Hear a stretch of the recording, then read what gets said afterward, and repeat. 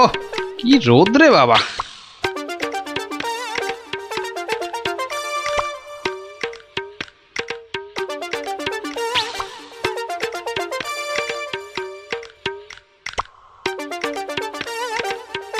ওই গাছের ছায়াটায় দাঁড়াই।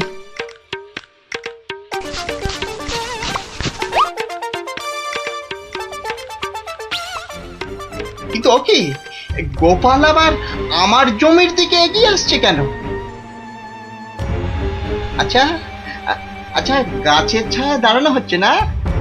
না না না না, গোপাল টেকোটা খুব ধুরন্ধর। কি জানি কি জানি কি মতলব করছে, কে জানি। বাহ বাহ, এতক্ষণে বাঁচলাম। আর একটু হলে রোদের টাকটা ফেটেই যেত।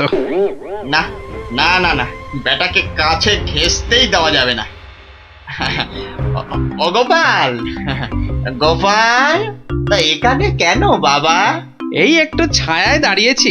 কেন, আর কি কোথাও ছায়া পেলে না বাবা? হ্যাঁ, বেছে বেছে আমার জায়গার ধারেই আসতে হলো। না, তোমার এত বড় জায়গাটা একটু ওই চোখ মেলে দেখছিলাম আর কি। না, আর দেখতে হবে না বাবা, আর দেখতে হবে না। এখন এখন এখান থেকে কেটে পড়ো তো। বাহ, আমি তো আর তোমার জায়গায় দাঁড়িয়ে নেই যে তুমি বললেই কেটে পড়বো। হ্যাঁ, দাঁড়িয়ে নেই মানে? হ্যাঁ, দাঁড়িয়ে নেই মানে কি? আমি স্পষ্ট দেখছি তুমি আমার জায়গায় গাছের ছায়ায় দাঁড়িয়ে আছো। হুম, গাছটা তোমার জায়গায়, কিন্তু ছায়াটা তো তোমার জায়গায় নেই। এই তোমার বুদ্ধি গোপাল। হ্যাঁ, ছ্যা ছ্যা ছ্যা ছ্যা ছ্যা ছ্যা ছ্যা ছ্যা ছ্যা। গাছ যখন আমার, তখন গাছের ছায়াও আমার। হ্যাঁ, বুঝলে বুঝলে না? না না, নাও এখন এখান থেকে হাওয়া পাতলা করো দেখি, পাতলা করো, পাতলা করো। এ আবার কোন দেশের নিয়ম? হ্যাঁ, এ হলো কৃষ্ণনগরের নিয়ম, বুঝলে? না না, নাও কাটো এখান থেকে, কাটো তো। আচ্ছা আচ্ছা, যাচ্ছি। হ্যাঁ।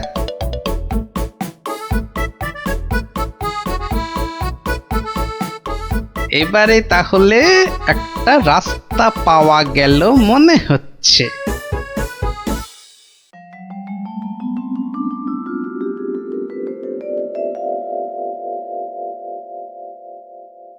এ কি?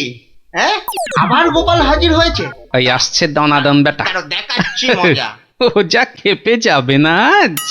এই যে গোপাল ভুড়িয়াল, হ্যাঁ, আজ আবার আমার গাছের ছায়ায় এসে দাঁড়িয়েছো। বাহ, রাস্তায় গাছের ছায়া পড়েছে, তো তার নিচে আমি দাঁড়াবো না? না, পারবে না।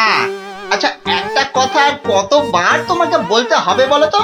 নাও নাও নাও, কেটে পড়ো এখান থেকে, যাও যাও বলছি। আর যদি না যাই? তাহলে তাহলে তোমার ঘর ধাক্কা দিয়ে সরিয়ে দেবো, বুঝেছ? বাবা, কিন্তু কোনো কি উপায় নেই এ তোমার গাছের ছায়ায় দাঁড়ানোর? থাকবে না কেন? থাকবে না কেন? তাহলে তোমাকে গাছের ছায়াটা কিনে নিতে হবে। হ্যাঁ, বলো কি, ছায়া কিনতে হবে? তা কত শুনি দাম তোমার গাছের ছায়ার? 3000 টাকা। বেশ, তাহলে দেখি তোমার গাছের ছায়াটা কিনে নেওয়া যায় কিনা।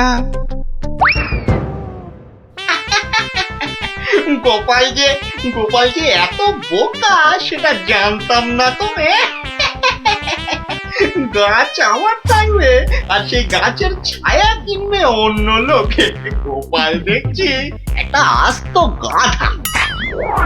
এই নাও তোমার 3000 টাকা। হ্যাঁ, তাহলে আজ থেকে এই গাছের ছায়া যে জায়গায় পড়বে সেটা আমার। এই ছায়ায় তুমি বসো, শো, ঘুমাও, আমি কিচ্ছুটি বলতে যাব না।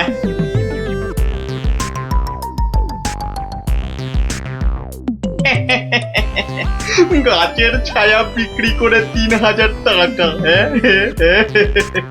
না না না না না না, বেশ ভালোই ব্যবসা করলাম। এই জন্যই লোকে বলে দোকানি দনাদন দাম। হ্যাঁ, মরা জিনিসের থেকেও তুলে আনে চাম।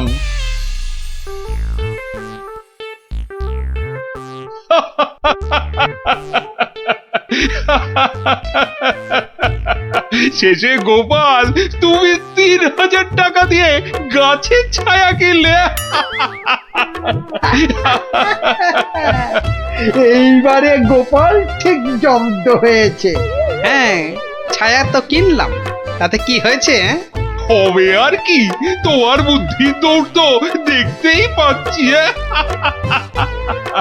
মানে মানে হলো তুমি আর দোকানির কাছ থেকে জমি উদ্ধার করবে কি, তার আগেই তো নিজের পকেট একেবারে ফাঁকা করে বসে আছো। সত্যি গোপাল এভাবে দোকানের কাছে ঠকে গেল? তাহলে পণ্ডিতের জমিটার কি হবে? কি আবার হবে? পণ্ডিতের জমি গেল। অত সোজা নয় মন্ত্রী মশাই। গোপাল যখন একবার একটা কথা দিয়েছে তখন সে কথা সে রাখবেই রাখবে। 3000 টাকা খসার পরও এখনো কথা ফুটছে তোমার গোপাল। মহারাজ, কথায় আছে না, বিপদকালে বুদ্ধি নাশ। গোপালের হয়েছে এখন সেই দশা। এ মা, গোপালের এত বড় টাকে তাহলে আর বুদ্ধি রইল না। সেটা তাহলে দেখাই যাক, কি বলেন মন্ত্রী মশাই? ও বাবা, ভাঙবে তবু মচকাবে না? হ্যাঁ, বাহ, এই আমটা তো দারুণ বড়, এটাই তুলি তাহলে। আরে ওটা তো কি সুন্দর হলুদ হয়েছে, ওটাও তুলে নি। ওকে ওকে, গোপাল আজ আবার আমার জায়গার ভিতর ঢুকে পড়েছে।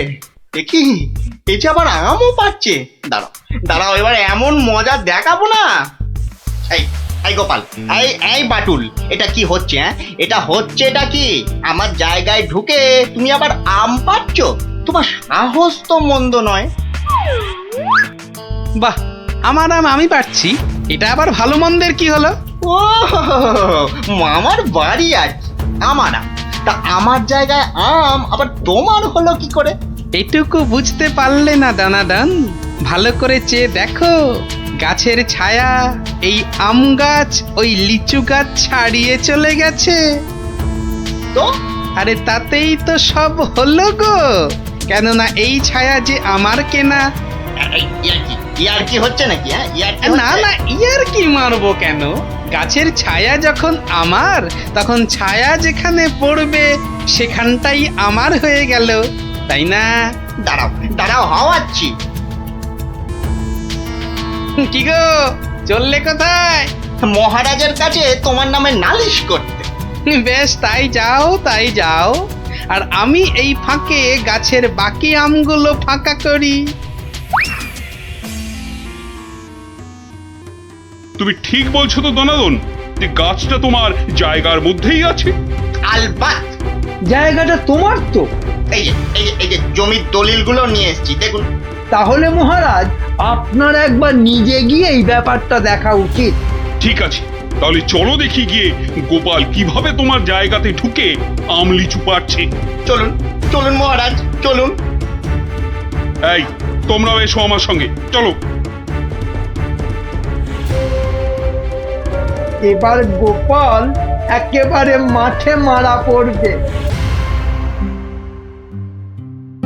ব্যাস, আম লিচু সব পাড়া হয়ে গেছে।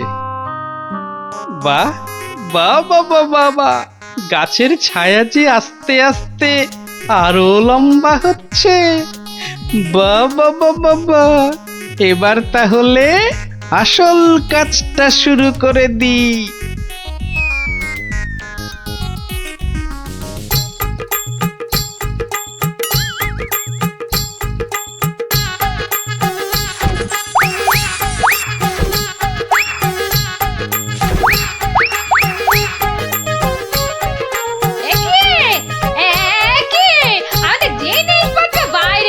কেননা এখন আর এটা তোমাদের ঘর নেই বলে। ভালো করে চেয়ে দেখো, চেয়ে দেখো, গাছের ছায়া এই ঘরে ঢুকে পড়েছে। আরে তাতেই তো সব। যা যা যা, বাইরে যা।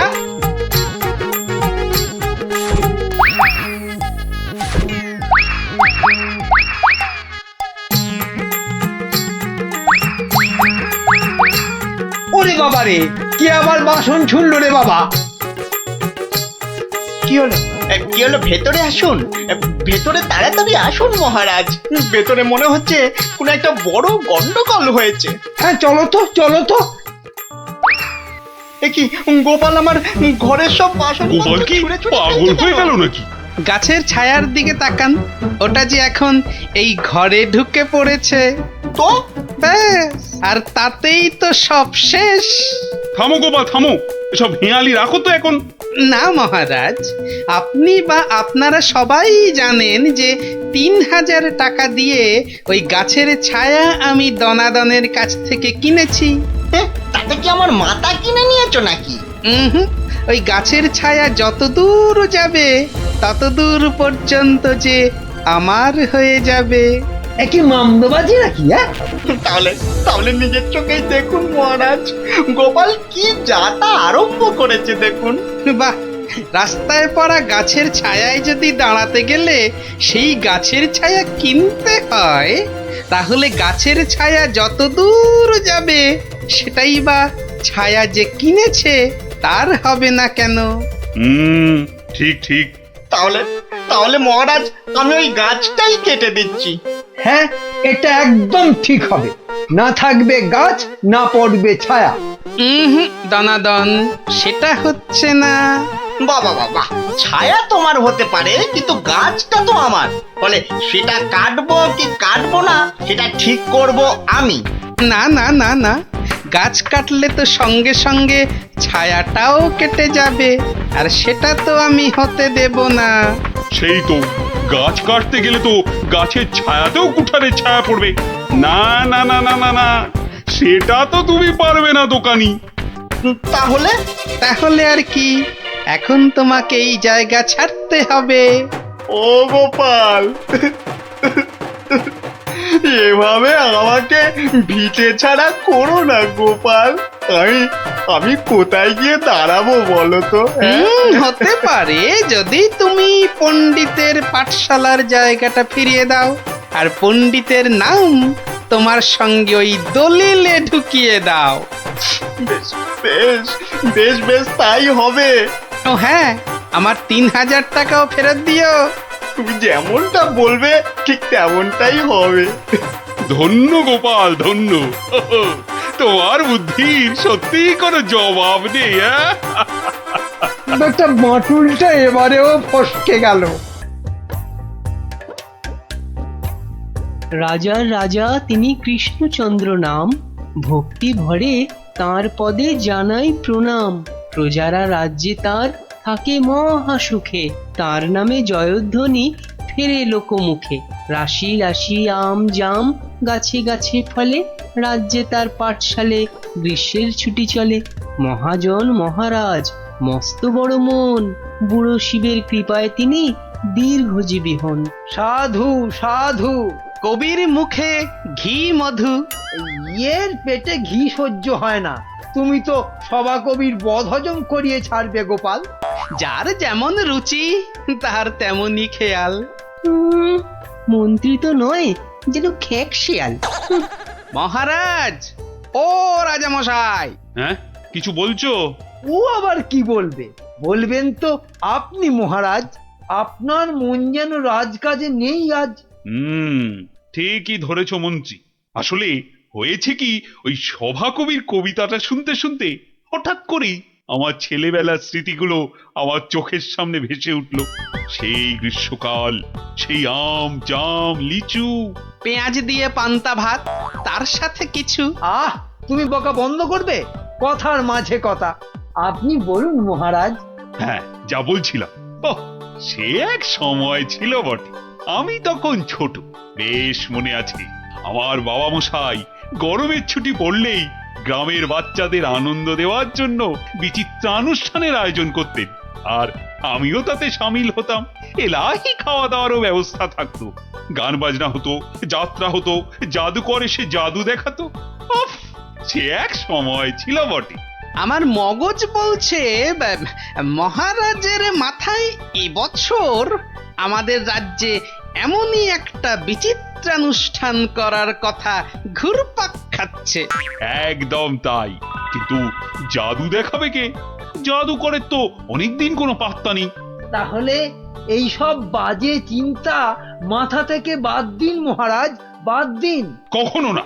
আমি যখন মনস্থির করেছি তখন গ্রীষ্মকালীন বিচিত্রানুষ্ঠান হবেই হবে।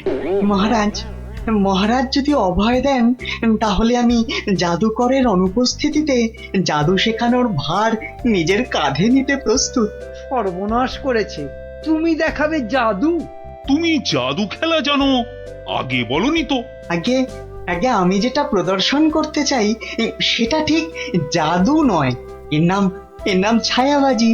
তুবড়ি, রংমশাল, ফুলঝুরি, কালীপটকা, হরেক রকম আতশবাজির নাম শুনেছি, কিন্তু ছায়াবাজি এটা কি বস্তু বিজ্ঞানী? এটা আমার আলোক বিজ্ঞান চর্চার নতুন আবিষ্কার। হাত দুটোকে ব্যবহার করে আলো আর ছায়ার মাধ্যমে নানান রকমের জিনিস করে দেখানোই ছায়াবাজি। বেশ বেশ, শুনে তো মনে হচ্ছে বেশ দারুণ ব্যাপার হবে এটা। তাহলে তাহলে সবাই শোনো, আসছে রবিবার সন্ধেবেলায় রাজবাড়ির মাঠে বিচিত্রানুষ্ঠান অনুষ্ঠিত হবে, আর সেখানে বিজ্ঞানী তার ছায়াবাজি দেখাবে। এখনই এ কথা ঢেরা পিটিয়ে সারা রাজ্যে ঘোষণা করে দাও।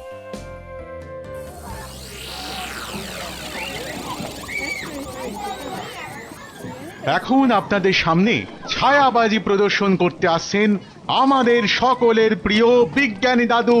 হাততালি, হাততালি, হাততালি।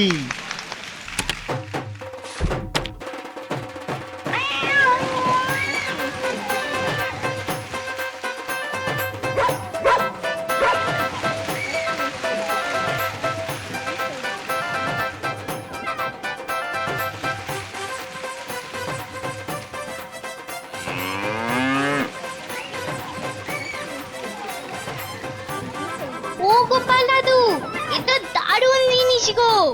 গোপাল দাদু, শোনো না, তুমি বিজ্ঞানী দাদুকে বলো না আমাদের ছায়াবাজি শেখাতে। আয়, শুধু তুই কেন রে? আমরাও শিখবো। আমাদের হয়ে তুমি বিজ্ঞানী দাদুকে বলবে তো? কথা দাও, কথা দাও, আমাদের ছায়াবাজি শেখানোর ব্যবস্থা করবে তুমি। আরে আচ্ছা আচ্ছা, বলবো রে বাবা, বলবো। সাবাস বিজ্ঞানী, সাবাস। আমি আমি অভিভূত, আপ্লুত। আমি তোমাকে প্রশংসা করার কোনো ভাষাই খুঁজে পাচ্ছি না। শুধু একা আমি নই, সকলে তোমার ছায়াবাজি দেখে মুগ্ধ হয়েছে। এই নাও তোমার পুরস্কার, 100 স্বর্ণ মুদ্রা। জয় মহারাজ কৃষ্ণচন্দ্রের জয়, জয় মহারাজ কৃষ্ণচন্দ্রের জয়।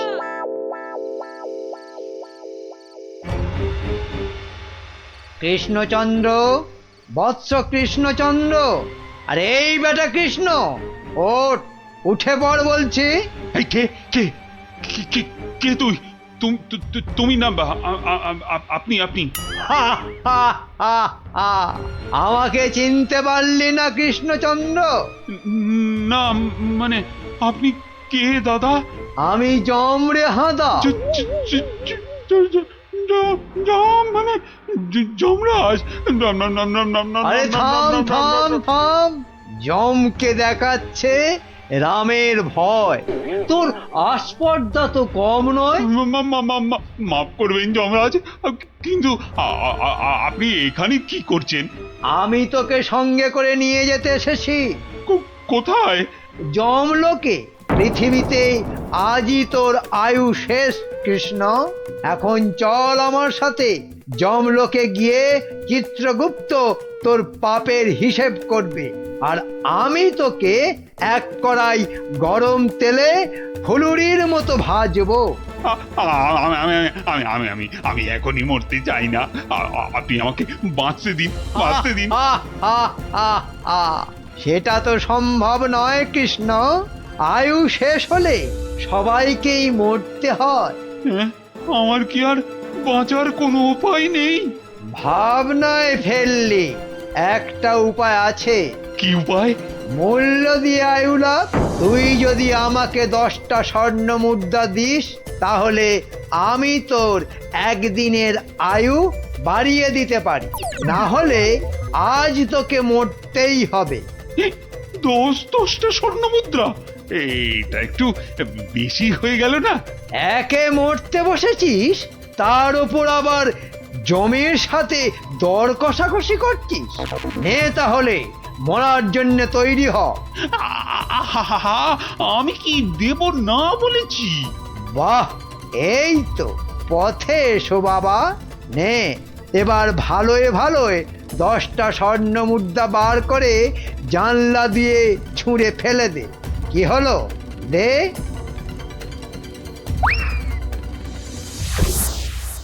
নে এবার চোখ বন্ধ করে সোনা ছেলের মতো ঘুমিয়ে পড়। আর হ্যাঁ, আমি যে এসেছিলাম এ কথা ভুলেও কাউকে বলিস না। ঠিক আছে, বলবো না। নে এবার ঘুমিয়ে পড়।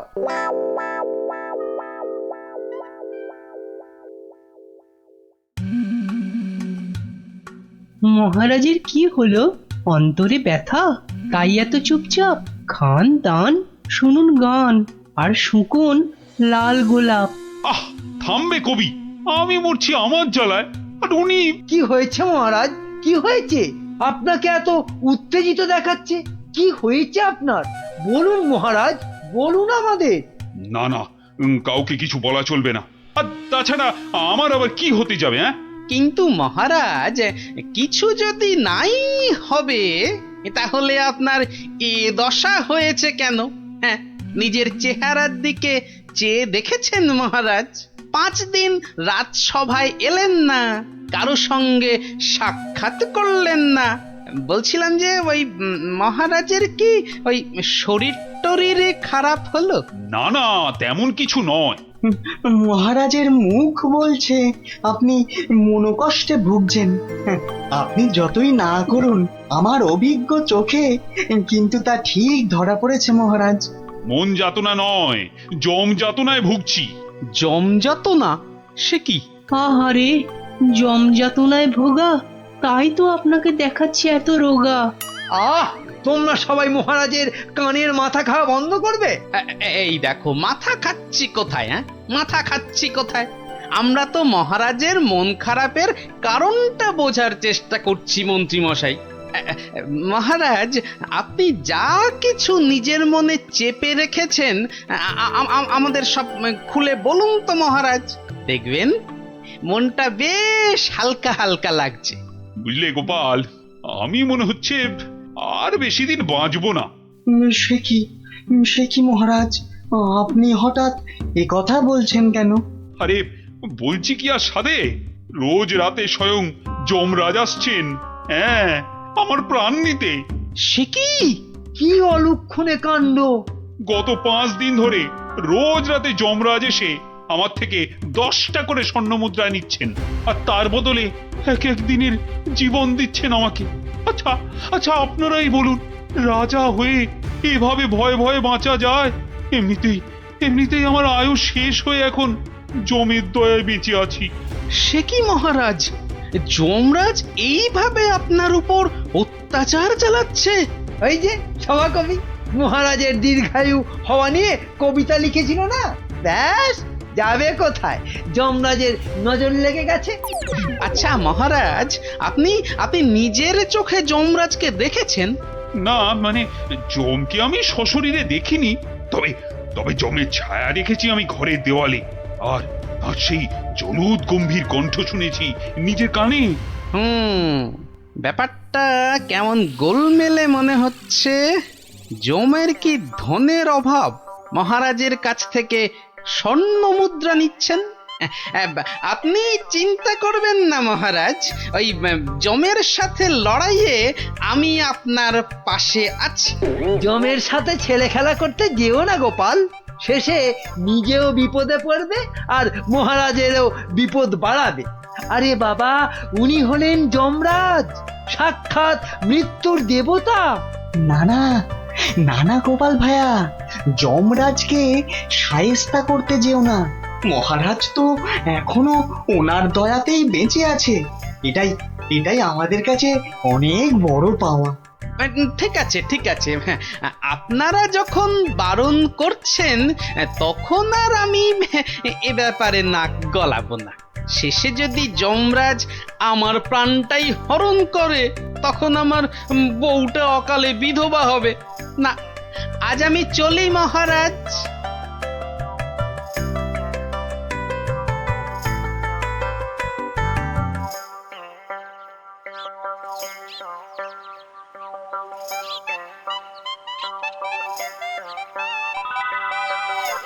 তখন থেকে কি ছাইপাশ ভাবছো? হ্যাঁ, দুপুরে ঠিক করে খেলেও না, ঘুমোলেও না, তোমার কি হয়েছে গো? জমে ধরেছে। হ্যাঁ, আহা, আমাকে না, আমাকে না, মহারাজকে। আমি ভাবছি মহারাজকে কিভাবে জমের হাত থেকে উদ্ধার করা যায়, বুঝলে? আচ্ছা গিন্নি, ছায়া কি কথা বলে? ছায়া কথা বলে?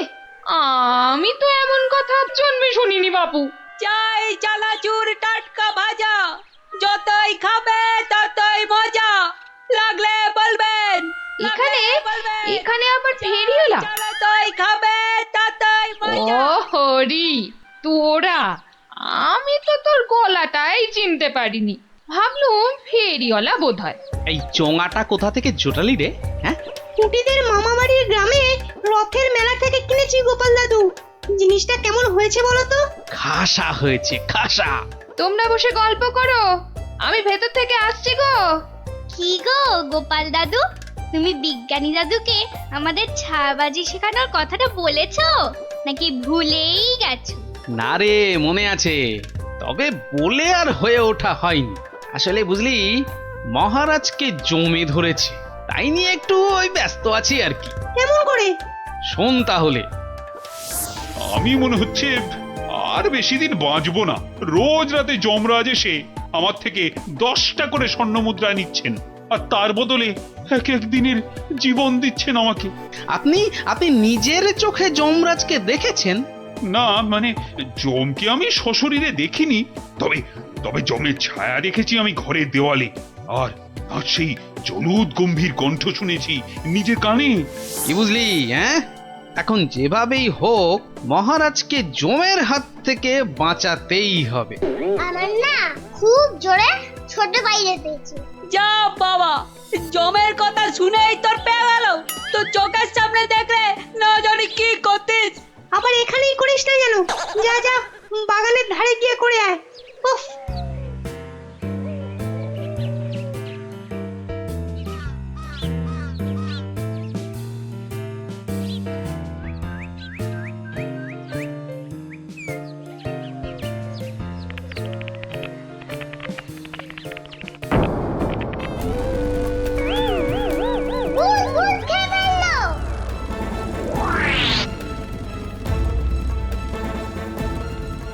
কিরে, কি হয়েছে? গোপাল দাদু, যমরাজ না তোমার বাড়িতেও চলে এসেছে। সে কি রে? দেখা তো কোথায়?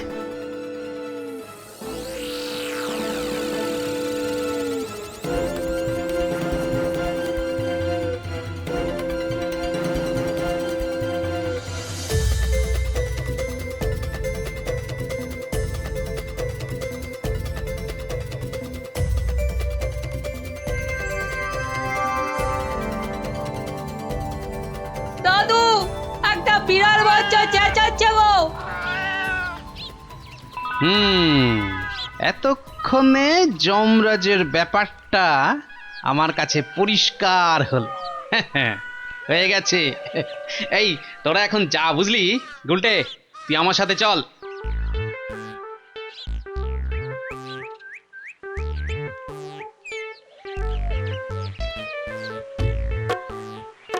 আজ রাতে তোমার ছায়াবাজির আসল পরীক্ষা বিজ্ঞানী। আচ্ছা বিজ্ঞানী, গুলটে পারবে তো তুমি যেমন যেমন শিখিয়েছো তেমন তেমন করতে? পারবে পারবে, নিশ্চয়ই পারবে। কিন্তু কিন্তু সে আজ রাতে আসবে তো? আরে আলবাত আসবে, আর এলেই বেটাকে দেখিয়ে ছাড়বো। গুলটে, তুই এখন বাড়ি যা। বিজ্ঞানী দাদু যা যা শিখিয়েছে সব মনে আছে তো? হ্যাঁ। রাত্রিবেলায় জায়গা মতো চলে আসিস। আর হ্যাঁ, চোঙা, সাদা চাদর আর লণ্ঠনটা সঙ্গে আনিস কিন্তু।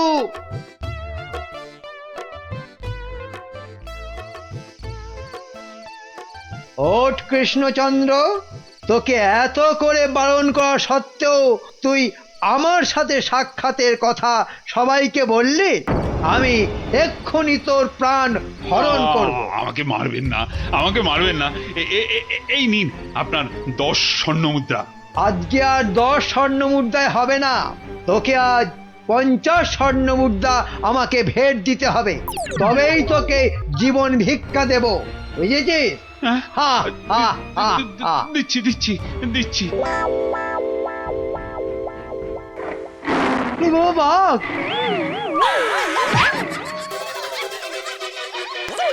ওরে বাবা রে, গেলাম রে। আসুন মহারাজ, আসুন। এই হলো আপনার যমরাজ।